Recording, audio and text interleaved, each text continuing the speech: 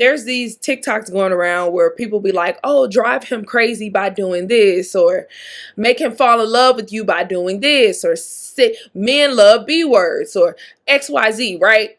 And so there are a lot of women saying, honestly, sweetie, just be yourself.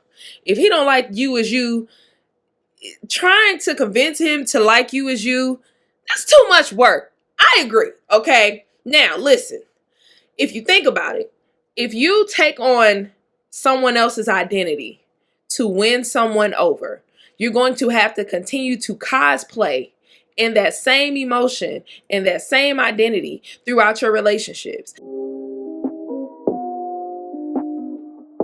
Yo, party people, it's Ashley of SingleWomanChronicles.com, where being single is a beautiful choice rather than a miserable circumstance.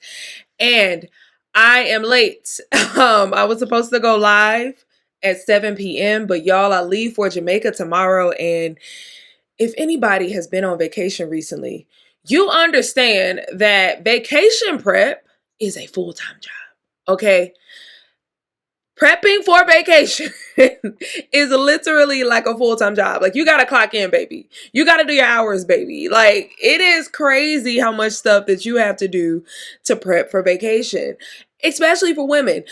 I'm curious to know, men, what do you do when you prep for vacation? Because I feel like women, we're the only insane ones. Because I know we buying new fits, we buying new swimsuits, we getting our hair done, we getting our nails done, we getting our toes done, we getting our waxes. Like, it's a lot going on when we're prepping for vacation. So I'm just wondering, like, besides a haircut, men, what are y'all doing when y'all are prepping for vacation? Are y'all doing this? Anybody on here got a man?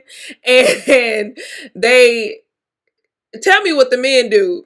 Like, Nita, you're married. What does Mo do when he's prepping for vacation? Because I'm convinced they're not doing as much as we are doing, okay? So I just wanted to get that out. That's why I'm late this evening. I'm sorry, but whoo, Lord. And for those listening to the podcast, I'm doing a live right now. I'm recording at the same time. That's why I'm looking two ways. So, yeah. But anyway, tonight I just want to talk about rewiring your brain, retelling your story, because I feel like pack 2 shirts, 3 pair of jeans, that's it. The life. I knew men didn't do as much as we did. I'm sorry, y'all. She let me know what her husband does when he prepares for vacation. But anyway, so today I just want to talk a bit about rewriting your story. So if you are like me, you have not had the best luck with dating, and you have yet to experience a love or a situation where you felt appreciated, where you felt loved. Like, I heard a girl say that her husband's love felt like a kiss from God. And I was like, whoa, that's beautiful. That's what I want. So when you are in that space, you usually are very cynical when you're out here on the dating scene, because you only know one story, the story that you've been given, the story that you've seen, the story that you've witnessed, the story that you've experienced. So if that's the only story that's constantly playing in your head, then you're going to act in ways in your love life that's going to think that's how your story is going to end all the time. So it is your job as a woman, as a person, to experience freedom from that guard. Because you're going to be really guarded if you're only telling yourself the same story over and over. If you're only telling yourself, oh, I don't get guys like that. Oh, men like that don't talk to me. Oh, guys don't do that kind of stuff for me. It's kind of like when you see those posts on Facebook. We all have seen those posts where a woman is like, do men ever such and such and such? And basically she's telling you that the men in her life have not done this. And you have a whole bunch of women probably under the comments like, yeah, they do for the woman they like. Or, men are like, yeah, we still doing it. Because if this is the only story that you have seen and that you are telling yourself, you're going to keep experiencing that same cycle, right? So tonight, I just want to speak a lot about retelling your story so that you can have a better experience in dating. Because what I have learned is when I stopped dwelling on the same story from my past and ruminating on what happened before me, regardless to what I experienced in my dating atmosphere, I just felt better. I didn't care about what the results were because I'm very detached from the results right now because I'm really trying to figure out who I am. I don't know if it's aging. I don't know if I'm just becoming more healed. I don't know if it's just like I'm learning how to trust this process, but I'm very detached from results right now. Like I remember back in the day when I would have a failed talking stage and I would just crumble and I would cry about it and I would just be mad and don't delete the dating app. Don't want to. These days, it is what it is. It's just a part of the game. It's like interviewing. Like you're not going to get every job that you apply for or you interview for. And so it's just, we have to learn how to just enjoy the process and learn to retell the story. So that is what I want to speak on tonight. So how do you begin retelling your story? So I went through a season of life because this can go for your love life as well as your everyday life. Y'all just saw me post my fitness goals, right? And let me tell y'all something. Losing weight in your mid 30s, oh my God. It is hard because again, the same thing that I did in my 20s to lose weight is not the same way I lose weight now. The way I lose weight now is way more strict. I have way less wiggle room. I have to work out more. I have to eat less.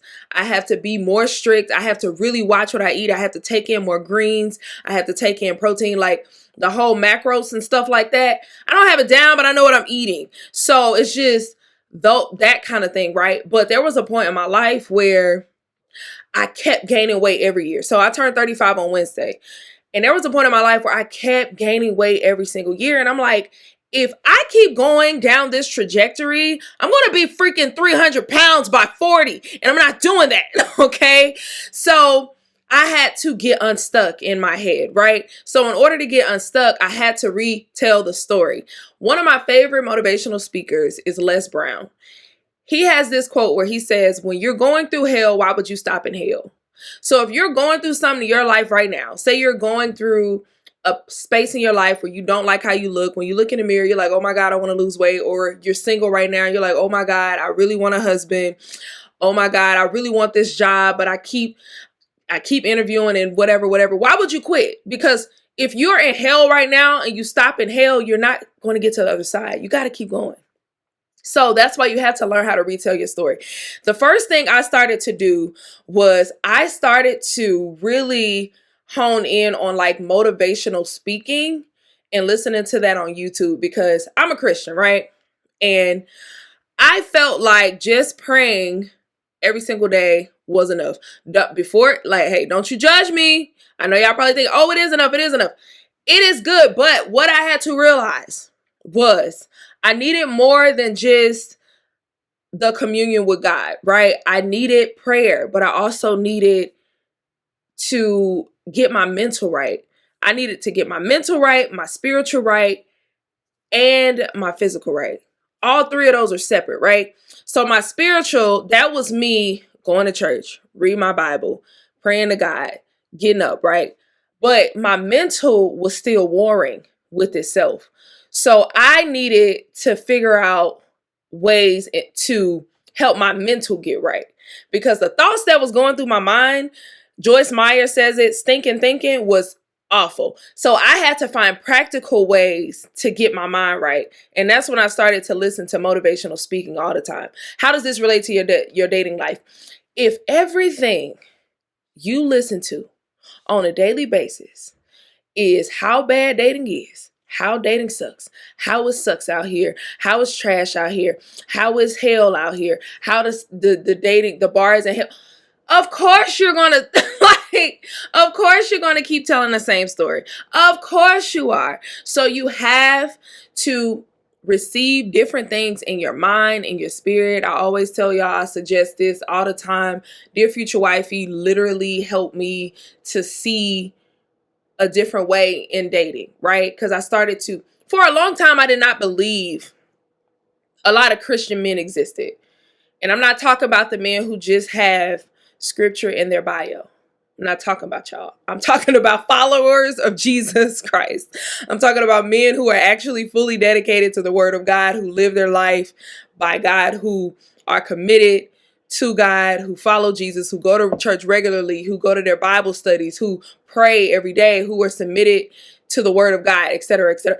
I didn't think that existed until I started listening to Dear Future Wifey. And I'm like, oh my God, this exists. So now I've trained my algorithms to, I see so many more men who are men of God and just stuff like that. And I was very discouraged by that because for a long time, I'm like, I'm a Christian. I know I want a man of God, but I would settle for men who just knew how to spell God because I didn't think it existed.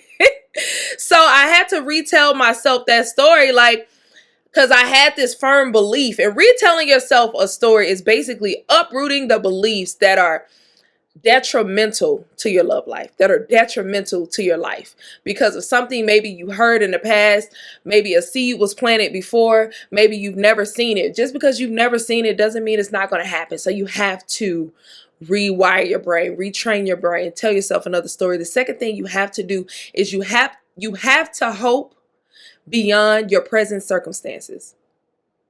The Bible says we walk by faith and not by sight. And I understand that is so much easier said than done, but it is so necessary because if you're in a circumstance right now and everything around you tells you that men suck, the ratio is higher, ain't nobody out here getting married no more, ain't nobody out here treating women right no more. If that's what you believe, your hope is basically dead. And if that's all that you're seeing and that's all that you feel like is out there, of course you don't have hope. Of course you're going to give up. Of course you're not going to. So you have to reignite your hope. You have to believe that you are the outlier. You have to believe that it's going to happen for you if it don't happen for nobody else. And that's how you got to walk. Because even if it doesn't, guess what? You still going to feel better about yourself. Like, think about it. If you sit around here and you think all of this junk sucks and it's never going to happen for me, you're going to be miserable. But if you sit around and you're just like, no, it's going to happen. It's coming. I'll just keep waiting. This is great. I'm going to live my life. I'm going to have joy. You're going to feel better about yourself. So you have to tell yourself a more positive story. And that starts with hoping. They say a hope deferred makes the heart sick. That's Bible. And that's real. And that's true. So you have to learn how to not listen to all the naysay, all of it, because it really, really just ruins your mental health. Who want to live like that? Who wants to? And a lot of the times we think that we're further beyond where we are as far as like, we think, oh, I am hopeful. But when you go into relationships, you don't even realize how you're planning for the end right when it begins. Or you don't even realize how you're guarded. Because I know I had a situation happen and I was just like, oh my God, I'm a little bit guarded, huh? Because I was seeing men through the lens of, oh, I know he's trying to play me. So like if a dude don't text me back, instead of me thinking, oh, he's busy, it's me thinking, oh, he ignored me, he's trying to play me. And that's through the lens of you are just so used to the negative side, you're not even believing for the positive side. So how are you responding to this stuff, right? How are you moving in your love life? How are you doing this, right? You have to retell the story. Third thing, in the beginning of this year, one of my New Year's resolutions that I don't feel like I have been good enough at carrying out, but I'm going to get back on it, okay? As soon as my vacation's over and I'm back on this, right? My goal was to be in this life, in this year, as delusional as possible. I want to have the audacity that the men on the podcast have.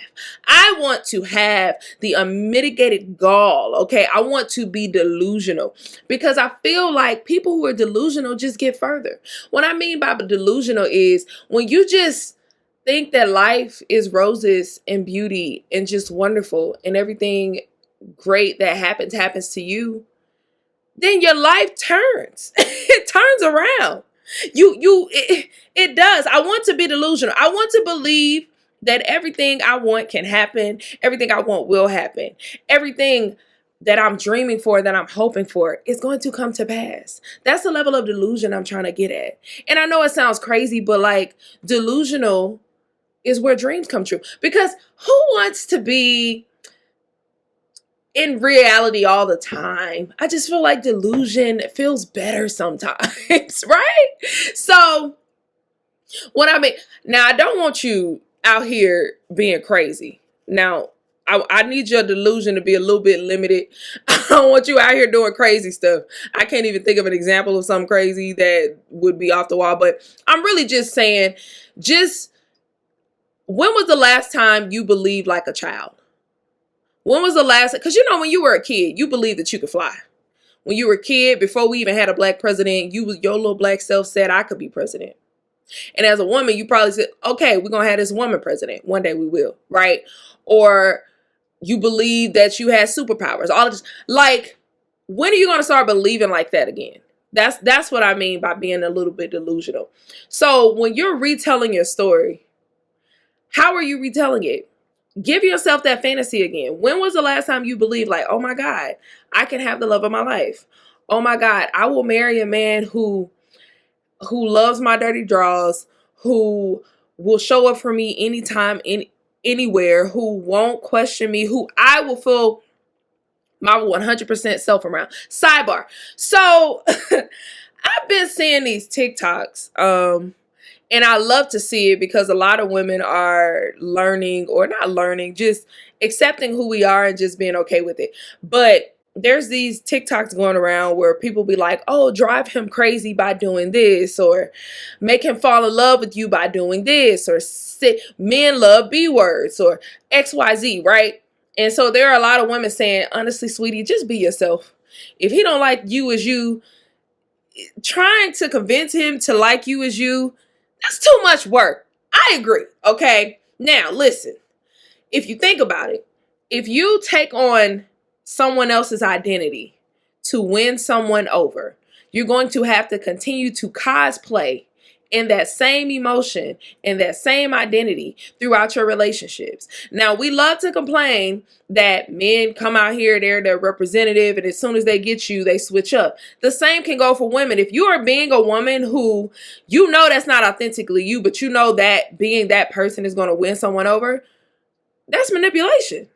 That's you being a representative. So I feel like you shouldn't do that. I feel like you should just be yourself. Now, is it easier to manipulate a situation to get what you want? Absolutely. But is it long term? No. Unless you just that good at acting. Because some people can fake the funk for years. I don't have the patience. First of all, I'm a horrible liar. Second of all, I just don't have the patience. I just want to be me. Like, somebody said something so beautiful the other day that I seen it on obviously I've been on TikTok a lot. I seen it. A girl said, you can never say the wrong thing to the right person. That was beautiful. That was so, when you rewriting your story, tell yourself this: you can never say the wrong thing to the right person. Do you know how many times I have gone through situations where I analyzed something so much for so long after something ended because I'm like, oh my God, I said the wrong thing. I did the wrong thing. It was the wrong time. The way I said it was wrong. Blah, blah, blah, blah, blah. But when you think about it, you can never say the wrong thing to the right person.